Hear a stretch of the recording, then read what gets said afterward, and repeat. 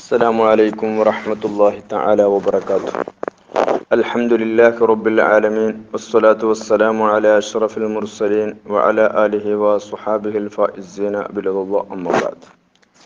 رب زدنا علما وحلما وفهما وعقلا وأدبا كاملا رب تمن بالخير والسعادة. ബഹുമാനമുള്ള ഫിഖ് മസ്അല ക്ലാസ് റൂം, സുആൽ ജവാബ് class room, male and female class room,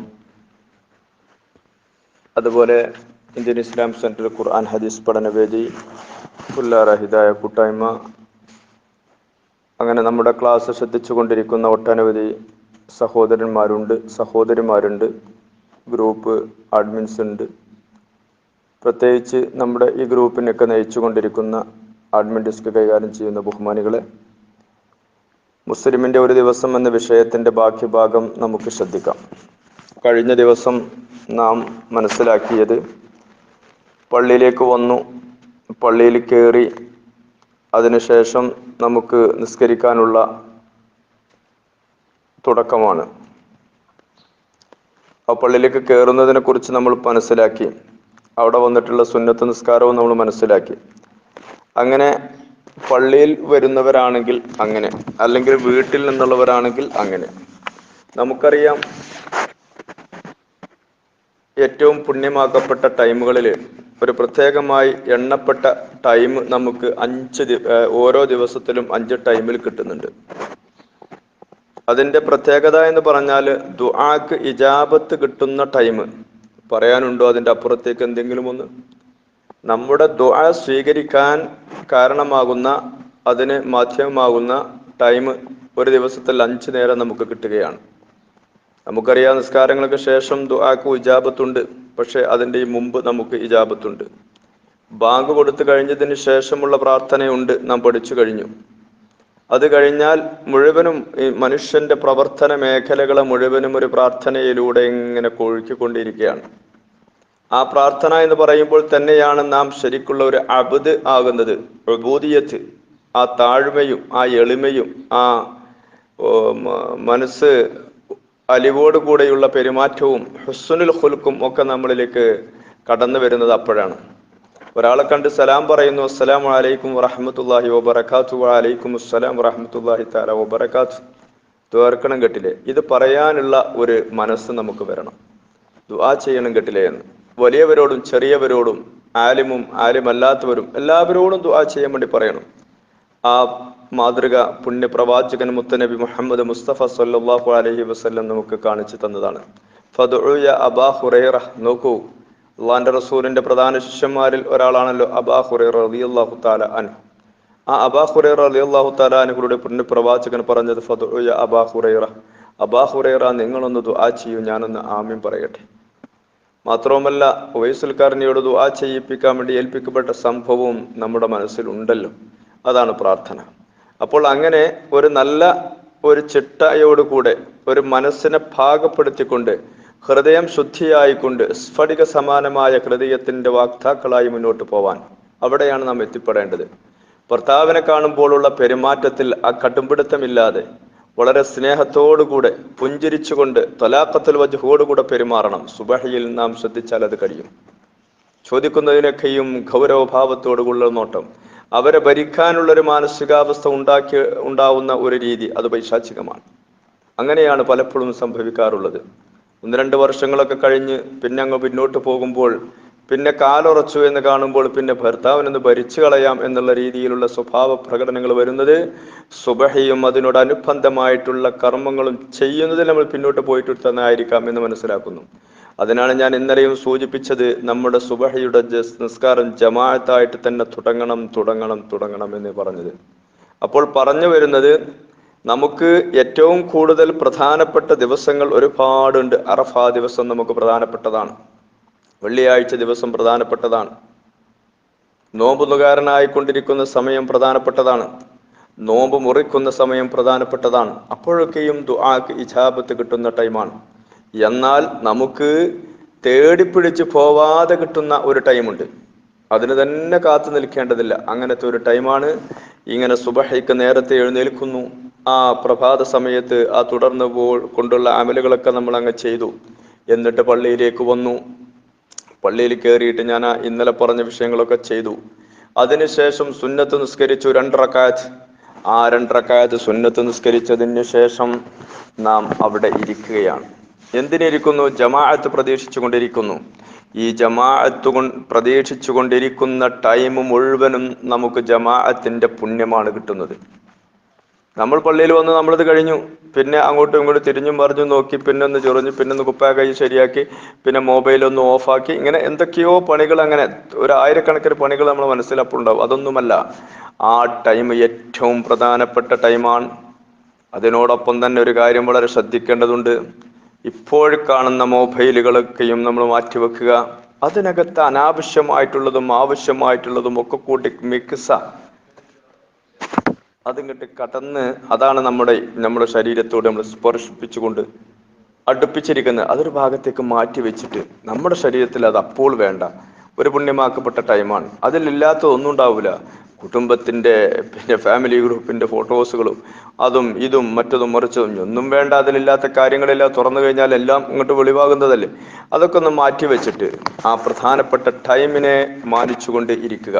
അപ്പോൾ നിസ്കാരത്തിനെ പ്രതീക്ഷിച്ചു കൊണ്ടിരിക്കുക എന്ന ആ ഇന്തിളാറു സ്വലാത്തുൽ ജമാഅ അതൊരു മഹത്തായ ടൈമാണ്.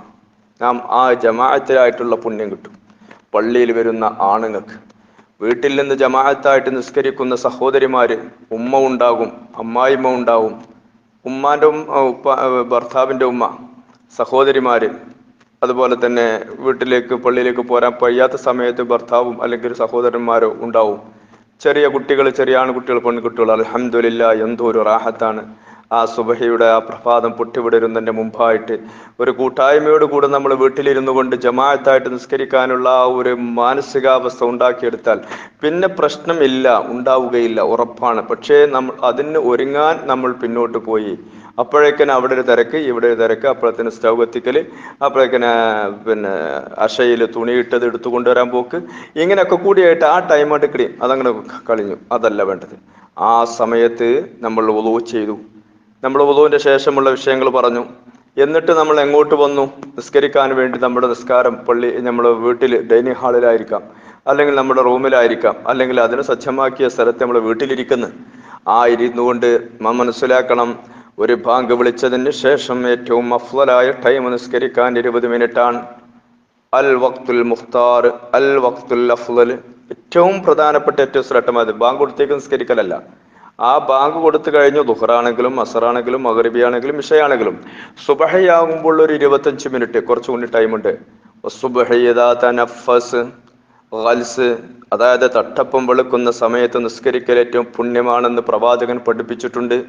അങ്ങനെയാണ്. അപ്പോൾ ആ ടൈം നോക്കിയിട്ട്, അത് നമുക്കറിയാം, മറ്റു ഹനഫി മദ്ഹബുകാരൊക്കെ കുറച്ചും കൂടി വൈകിട്ടാണ് നിസ്കരിക്കാറുള്ളത്. ഏതായിരുന്നാലും ഒരു 20 മിനിറ്റ് നമുക്ക് കാത്തിരിക്കാം. ഈ 20 മിനിറ്റ് സുബഹയുടെ സുന്നത്ത് കഴിഞ്ഞ് പള്ളിയിലിരിക്കുന്ന മനുഷ്യൻ, ഞാനടക്കം നമ്മൾ വീട്ടിലിരിക്കുന്ന എൻ്റെ സഹോദരന്മാർ, ആ ടൈം ഏതാണെന്ന് അറിയുമ്പോൾ ബാങ്കിന്റെയും ഇഖാമത്തിന്റെയും ഇടക്കുള്ള ടൈം അള്ളാഹുവിന്റെ മഹത്വം മനസ്സിലാക്കിക്കൊണ്ട് ബാങ്കിന് ജവാബ് കൊടുത്തിട്ട് നാം ഇരിക്കുന്നത് എവിടെയാണ്? പള്ളിയിലിരിക്കുകയാണ്.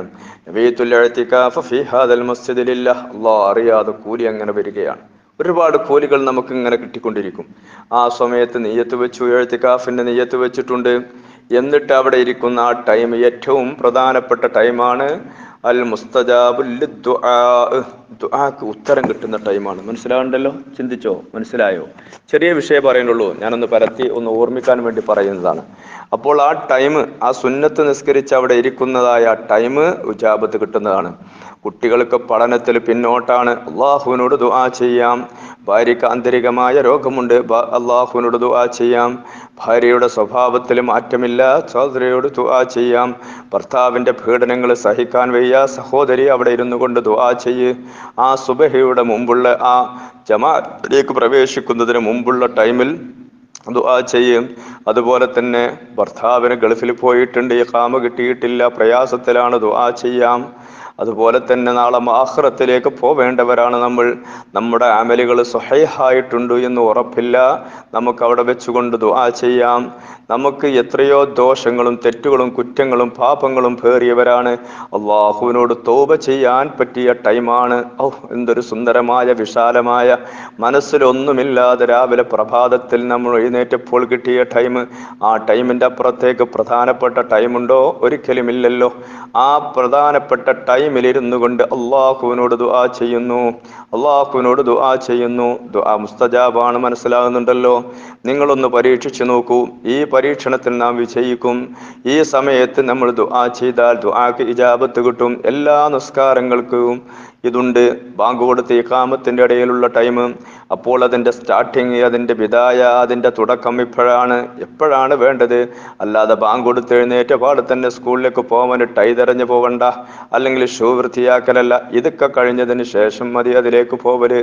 അങ്ങനെയാണ് വേണ്ടത്. നമ്മളെ മക്കളെയും ഒരുമിച്ച് കൂട്ടിയിരുത്തിയിട്ട് അള്ളാഹു നമുക്ക് തൗഫീഖ് ചെയ്യട്ടെ.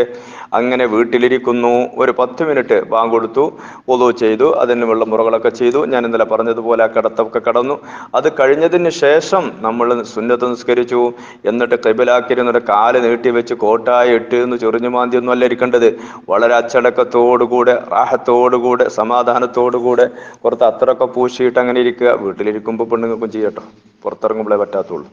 ആ റൂമിലൊക്കെ ഇരുന്നോട്ടെ, കുറച്ച് സുഗന്ധം അങ്ങനെ ആണുങ്ങളും അതൊക്കെ പൂശിയിട്ടാണ് പള്ളിയിലേക്കൊക്കെ വരേണ്ടത്. അള്ളാഹുവിൻ്റെ റസൂല് ജീവിതത്തിന്റെ പകുതി വരുമാനം അത്രന് ചെലവഴിച്ചിരുന്നു എന്നല്ലേ. അതൊക്കെ ചെയ്യണം. അപ്പോഴല്ല നല്ല സുഗന്ധം, മലക്കുകളുടെ സ്പർശമൊക്കെ കിട്ടേണ്ടതല്ലേ.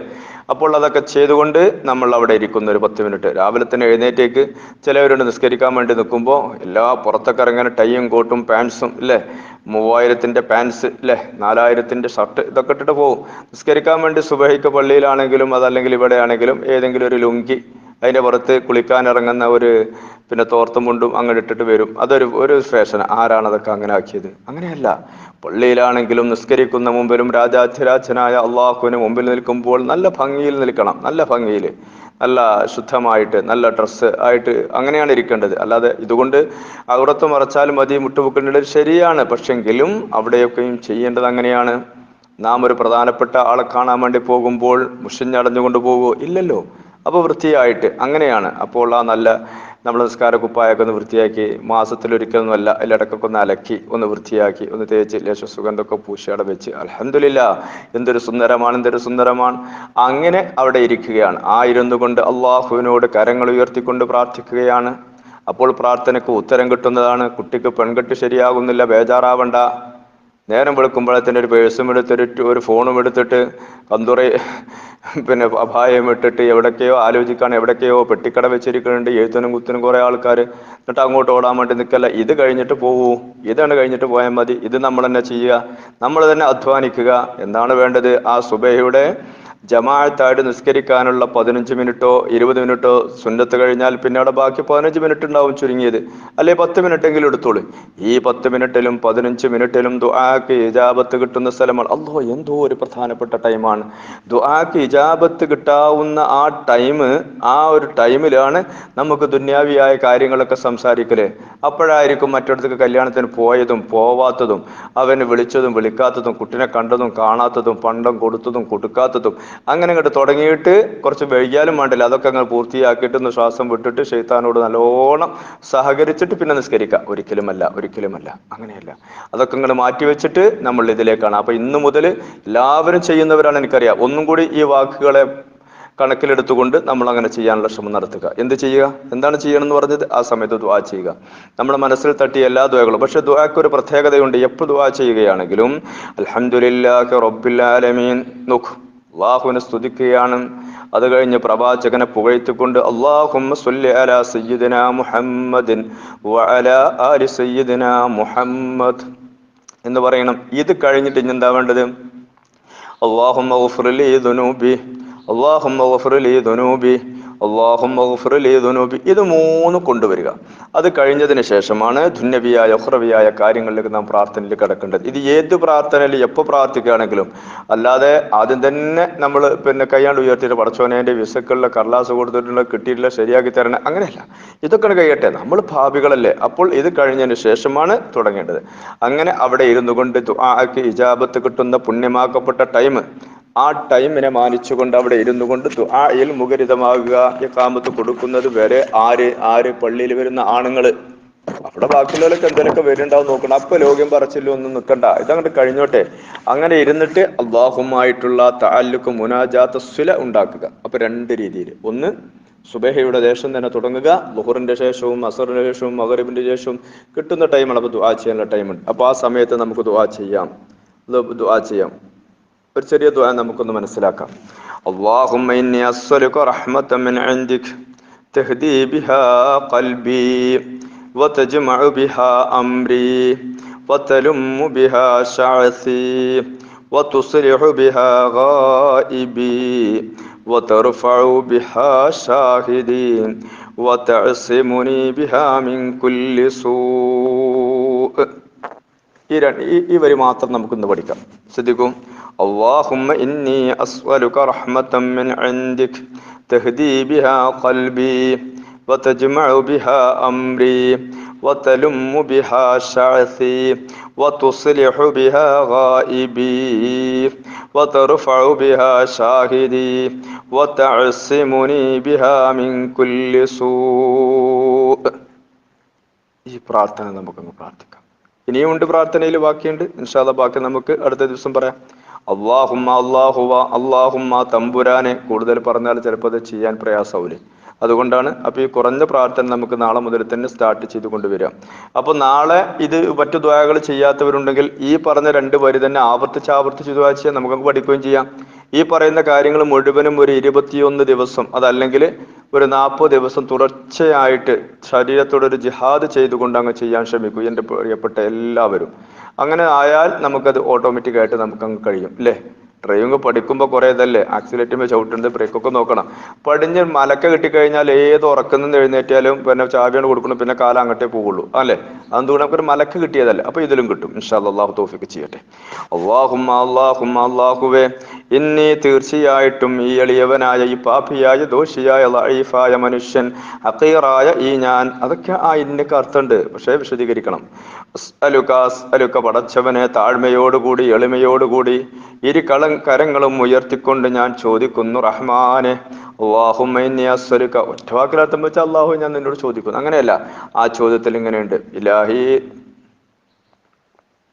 ഇലാഹി എന്ന് അള്ളാഹുവിനോട് പറയുമ്പോൾ അതിൽ തന്നെ ഈ അർത്ഥങ്ങളൊക്കെ ഉണ്ട്. അതിൽ തന്നെ അർത്ഥം മനസ്സിലാവുണ്ടല്ലോ. അപ്പൊ ഇനി അസ്അലുക റഹ്മതൻ മിൻ ഇൻദിക, അള്ളാഹു നിന്റെ അടുക്കൽ നിന്നുള്ള അനുഗ്രഹത്തെ ഞാൻ ചോദിക്കുന്നു. അള്ളാഹുവിനുള്ള അനുഗ്രഹമാണ് ചോദിക്കുന്നത്. അള്ളാഹുവേ അനുഗ്രഹം, ആ റഹ്മത്ത് എന്നിൽ ചൊരിയണേ റഹ്മാനെ. ഒരുപാട് അനുഗ്രഹങ്ങള്, കാഴ്ച തന്നു, കേൾവി തന്നു, നടക്കാന്, ഇരിക്കാന്, ഭക്ഷണം കഴിക്കാന്, മലമൂത്ര വിസർജനം, എന്തൊക്കെ റഹ്മത്താണ് നമുക്ക് തന്നിട്ടുള്ളത് നമുക്കറിയാവുന്നത്. ഒരൊറ്റ ചെറിയ ഒരു വിരൽ അനക്കുന്ന അനുഗ്രഹത്തെ കുറിച്ച് ചിന്തിച്ചാൽ തന്നെ ദുനിയാവിൽ നമുക്ക് കിട്ടിയ ഒരു വലിയ അനുഗ്രഹം അതിൻ്റെ അപ്പുറത്ത് മറ്റൊന്നില്ല എന്ന് മനസ്സിലാക്കാൻ കഴിയും. അങ്ങനെയാണ്. ഒരു വിരൽ അനക്കിപ്പിക്കാൻ ഇവിടെ ലോകത്തുള്ള മനുഷ്യന്മാരെ മുഴുവനും ഒരുമിച്ച് കൂടിയാൽ കഴിയുമോ? ഒരിക്കലും കഴിയില്ല. അല്ലാഹു തന്ന അപാരമായ ഖുദ്റത്തിൽ നിന്നുള്ളതാണ് റഹ്മത്ത്. അതുകൊണ്ടാണ് പറയുന്നത് അല്ലാഹുമ്മ ഇന്നി അസ്അലുക റഹ്മതൻ മിൻ ഇൻദിക്. അതാണ് ഇലാഹി അഅ്ബുദുകല്ലാസി അതാക മുഖറം ബിദ്ദുനൂബി വഖദ് ദആക. മഹാനായ അലി റളിയല്ലാഹു തആല അൻഹു പ്രാർത്ഥിച്ചത് ഇങ്ങനെയാണ്, ഇലാഹി എൻ്റെ തമ്പുരാനെ, അഅ്ബുദുകല്ലാസി ഈ ദോഷിയായ പാപിയായ അബ്ദ് നിന്റെ അടുക്കൽ വന്നുക്കുന്നു, അതാക നിന്റെ അടുക്കൽ വന്നു. അഅ്ബുദുകല്ലാസി അതാക മുഖറം ബിദ്ദുനൂബി വഖദ് ദആക. എല്ലാ ദോഷങ്ങളും ചെയ്തിട്ടുണ്ട്, ഒരുപാട് തെറ്റുകുറ്റങ്ങൾ ചെയ്തിട്ടുണ്ട്, അതൊക്കെ സംവരിച്ചുകൊണ്ട് നിന്നോട് ചോദിക്കുന്നു റബ്ബേ. ആ മനസ്സ് ഇണക്കിക്കൊണ്ടുള്ള പ്രാർത്ഥനയായിരുന്നു അവരൊക്കെ ചെയ്തത്. അത് തന്നെയാണ് നമ്മുടെ ഈ വാക്കുകളിലൂടെ നമ്മളിലും ഉണ്ടാവേണ്ടത്. ഇലാഹി അബ്ദുകല്ലാസി അതാക മുഖറം ബിദ്ദുനൂബി വഖദ് ദആക ഫഇൻ തഗ്ഫിർ ഫഅൻത ലിദാക അഹ്ലുൻ ഫഇൻ ലം തഗ്ഫിർ ഫമൻ യർഹം സിവാക. അള്ളാഹുവെ നീ പുറത്തു തരികയാണെങ്കിൽ, നീ അനുഗ്രഹം ചെയ്യുകയാണെങ്കിൽ അത് വലിയൊരു കാര്യം തന്നെ. അങ്ങനെ അല്ലെങ്കിൽ നീ അല്ലാത്ത ഒരാളില്ല. അപ്പോൾ അവിടെയും റഹ്മത്താണ് ചോദിച്ചത്. ഫമൻ യർഹം സിവാക, നീ അല്ലാത്ത ആരാണ് അനുഗ്രഹം ചെയ്യുക? അപ്പോൾ ഈ പറഞ്ഞ വാക്കുകളിൽ അല്ലാഹുമ്മ അസ്അലുക എന്നൊക്കെ ചോദിക്കുമ്പോൾ ഈ അർത്ഥതലങ്ങൾ അതിൽ ഉള്ളിൽ ഉണ്ട്. അത് മനസ്സിലാക്കിക്കൊണ്ടായിരിക്കണം എൻ്റെ പ്രിയമുള്ള സഹോദരിമാരെ നമ്മുടെ വോയിസ് കേൾക്കുന്ന എല്ലാവരും മനസ്സിലാക്കണേ. അങ്ങനെയാണ് നമ്മൾ ദുആ ചെയ്യേണ്ടത്. അങ്ങനെയാണ് മെഹ്റാബിൽ ഇരുന്നുകൊണ്ട് ദുആ ചെയ്യേണ്ടത്. അങ്ങനെയാണ് നമ്മൾ യാത്ര പോകുമ്പോൾ ദുആ ചെയ്യേണ്ടത്. അങ്ങനെയാണ് നമ്മൾ വീട്ടിൽ നിന്ന് കല്യാണത്തിന് പുതുവെണ്ണ് ഇറങ്ങുമ്പോൾ ദുആ ചെയ്യണം. അത് പുതുവെണ്ണ് ഇറങ്ങുമ്പോൾ ദുആ ചെയ്യുന്നു. ഒരു ഭാഗത്ത് തിരക്കും കുതുകുലവും സംസാരവും ഒക്കെയാണ്. ഇവിടെ ഇങ്ങനെ അയാൾ ദുആ ചെയ്യുന്നുണ്ടാവും. അങ്ങനെയല്ല, ആ സമയത്ത് അതിൻ്റെ അദബ് അച്ചടക്കമുണ്ട്. അങ്ങനെയൊക്കെ ചെയ്യുമ്പോൾ പിന്നെ ആ ഭാര്യ ഭർത്തൃ ബന്ധത്തിൽ സമാധാനം ഉണ്ടാവില്ല. എന്താണ്? അപ്പോൾ അവിടെ ദുആ ചെയ്യാൻ വേണ്ടി മദ്രസയിലെ മുഅല്ലിമിനെ വിളിച്ചിരുന്നു. അതല്ലെങ്കിൽ അയലോകത്തുള്ള ഒരു മുസ്ലിയാരെ പരിയരും മുണ്ടൂട്ടിട്ട് വിളിച്ചു. അയാൾ പാവം ദുആ ചെയ്തു. ആ ദുആക്ക് പ്രത്യേകത കൽപ്പിച്ചില്ല. അപ്പോൾ തിരക്ക് കൂട്ടി. ആ തിരക്ക് കൂട്ടിയതിൻ്റെ പ്രത്യാഘാതം ജീവിതത്തിൽ ഉടനീളം നമ്മൾ അനുഭവിക്കേണ്ടി വരും. ആലോചിച്ചിട്ടുണ്ടോ? ചെറിയ പ്രശ്നമല്ല, വലിയ പ്രശ്നമാണ്. അള്ളാഹുവിനോട് ചോദിക്കാൻ വേണ്ടി നിൽക്കുന്ന സമയത്ത് തിരക്ക് വേണ്ട, ബഹളം വേണ്ട. ആരാണെങ്കിലും ആ സമയത്ത് ബഹുമാനിക്കണം. എത്രയോ സ്ഥലങ്ങളിൽ അനുഭവപ്പെട്ടിട്ടുണ്ട്. അത് തിരിച്ചുമുണ്ട്. പിന്നെ ഒരാഴ്ച കഴിഞ്ഞു, ഇവർക്ക് മിണ്ടാട്ടമില്ല, പ്രശ്നമുണ്ട്. എന്ത്? സ്റ്റാർട്ടിങ്ങിൽ തന്നെ അതബില്ലാതെ പോയി. അതാണ് ദുആ ചെയ്യുന്ന സമയത്ത് അള്ളാഹുവിനോടാണ് എന്നുള്ള ഉത്തമ ബോധം മനസ്സിൽ വെച്ചുകൊണ്ട്, ക്ലിയറായ മനസ്സോടുകൂടെ, ദോഷങ്ങളെ സമ്മതിച്ചുകൊണ്ട്, റഹ്മത്ത് റബ്ബിൽ നിന്നേ കിട്ടൂ എന്നുള്ള ഉത്തമ ബോധത്തോടു കൂടെയാണ് ആ സുന്നത്ത് നിസ്കാരം കഴിഞ്ഞ് ജമാഅത്തിലേക്ക് വരുന്നതിന്റെ മുമ്പായിട്ടിരിക്കുന്ന സമയത്ത് നാം ദുആ ചെയ്യുന്നത്. അല്ലാഹുമ്മ ഇന്നി അസ്അലുക റഹ്മത്തൻ മിർ റബ്ബിക്, അള്ളാഹുവെ നിന്റെ അടുക്കൽ നിന്നുള്ള അനുഗ്രഹത്തെ ഞാൻ ചോദിക്കുന്നു. കൂടുതൽ വിശദീകരിക്കുന്നില്ല. ഇങ്ങനെ പറയുകയാണെങ്കിൽ നേരം വെളുത്താലും എൻ്റെ വാക്ക് നിൽക്കുകയില്ല. അത്രക്കും പറയാനുണ്ട്. എന്നിരുന്നാലും കുറച്ച് ഗൗരവം മനസ്സിലാവാനാണ് ഇത്ര ചുരുക്കി പറയുന്നത് എന്നും കൂടി ഓർമ്മപ്പെടുത്തട്ടെ. തഹ്ദീ ബിഹാ ഖൽബി, എൻ്റെ ഹൃദയം അതുകൊണ്ട് ഹിദായത്തിലാകും, സന്മാർഗത്തിലാകും. വതജ്മഉ ബിഹാ അംരി, എൻ്റെ കാര്യങ്ങളെല്ലാം അതിൽ എനിക്ക് ഒരുമിച്ച് കൂട്ടപ്പെടുന്നു എന്ന് പറഞ്ഞാൽ അത് കുറ്റമറ്റതായി എനിക്ക് കാര്യങ്ങൾ സാധിക്കുന്നു. വതലുമ്മു ബിഹാ ശഅസി, എൻ്റെ മനസ്സിൽ കെട്ടിപ്പണഞ്ഞു കിടക്കുന്ന, എൻ്റെ ശരീരത്തിൽ കെട്ടിപ്പണഞ്ഞു കിടക്കുന്ന കാര്യങ്ങളൊക്കെ എനിക്ക് വിശാലമായി കിട്ടും, ഒരുമിച്ച് കിട്ടും, എളുപ്പമായി കിട്ടണം റബ്ബേ. വതുസ്ലിഹു ബിഹാ ഗായിബി, എന്നിൽ നിന്ന് അകന്നു നിൽക്കുന്ന പല കാര്യങ്ങളും എനിക്ക് നന്നായി കിട്ടണം. വതർഫഉ ബിഹാ ഷാഹിദി, എന്നിലുള്ളാകുന്ന അമലുകളെ കൊണ്ട് എനിക്ക് ഉയർച്ച കിട്ടണം. വതഅസുമനി ബിഹാ, എന്നെ നീ കാക്കണം റബ്ബേ, മിൻ കുല്ലി സൂ, എല്ലാ മോശങ്ങളെ തൊട്ടും, എല്ലാ ബുദ്ധിമുട്ടുകളെ തൊട്ടും, എല്ലാ അഭംഗിയെ തൊട്ടും, അപമാനങ്ങളെ തൊട്ടും ഇസ്സത്ത് തരണേ റഹ്മാനെ. ശാരീരികമായി, മാനസികമായി, സാമൂഹികമായി, കുടുംബ ബന്ധവുമായി, രാജ്യബന്ധവുമായി, രാഷ്ട്രബന്ധവുമായി, എല്ലാ കാര്യങ്ങളിലും സൂഇൽ നിന്ന് കാക്കണേ റബ്ബേ. ഈ പ്രാർത്ഥന അങ്ങ് ഉരവിട്ടാൽ കേന്ദ്രത്തിൽ ആരിരുന്നാലും പേടിക്കണ്ട, ദുനിയാവിൻ്റെ ഏത് കോണിൽ ആരിരുന്നാലും പേടിക്കണ്ട. അള്ളാഹുവിൻ്റെ കാവൽ നമ്മുടെ മുമ്പിലുണ്ടാവും. നമുക്ക് ആത്മധൈര്യത്തോടുകൂടെ, ശക്തിയോടുകൂടെ, നല്ല ഊർജം സംഭരിച്ചുകൊണ്ട് നമുക്ക് മുന്നോട്ട് പോവാം. അതുകൊണ്ട് ഈ ദുആ നമുക്ക് തുടരാം. ഇന്ന് മുതൽ തന്നെ, നാളെ മുതൽ തന്നെ നമുക്ക് തുടരാം. ഇതിൻ്റെ ബാക്കിയുമുണ്ട്, നമുക്ക് പറയാം. ഞാൻ ഒന്നും കൂടി ഇത് വായിക്കുന്നു. അല്ലാഹുമ്മ ഇന്നി അസ്അലുക റഹ്മതൻ മിൻ ഇൻദിക, അല്ലാഹുമ്മ ഇന്നി അസ്അലുക റഹ്മതൻ മിൻ ഇൻദിക تهدي بها قلبي وتجمع بها أمري وتلم بها شعثي وتصلح بها غائبي وترفع بها شاهدي وتعصمني بها من كل سوء. ഇൻഷാല്ലാ ബാക്കി നാളെ നമുക്ക് അടുത്ത ദിവസത്തിലായിട്ട് സംസാരിക്കാം. പടച്ച റബ്ബ് തൗഫീഖ് ചെയ്യട്ടെ. എല്ലാവരും ദുആ ചെയ്യണേ എന്ന വസിയത്തോടു കൂടി അസ്സലാമു അലൈക്കും വറഹ്മത്തുള്ളാഹി തആല വബറകാതുഹു.